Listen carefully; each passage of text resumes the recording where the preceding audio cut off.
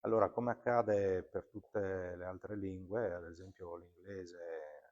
il francese, lo spagnolo, anche per il friulano è stata introdotta con la legislazione regionale la certificazione della conoscenza della lingua, che oggi parte per il livello B, e quindi tutti coloro che sono interessati a certificarsi al livello B di conoscenza della lingua friulana, che è il livello intermedio. Noi facciamo comunque riferimento al quadro europeo delle lingue, quindi quello che vale per tutte le lingue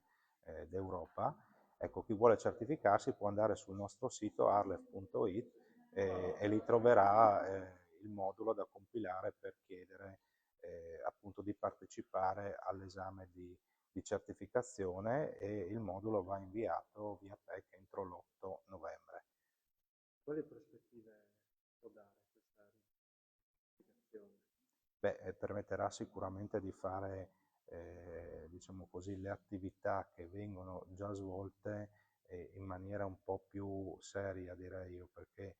pensiamo al caso della scuola dove per l'inglese viene richiesto il livello B2, la scuola primaria.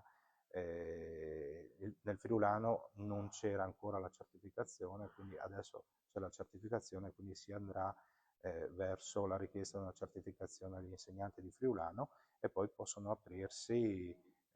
delle possibilità anche nella pubblica amministrazione, però chiaramente questa è una materia del legislatore.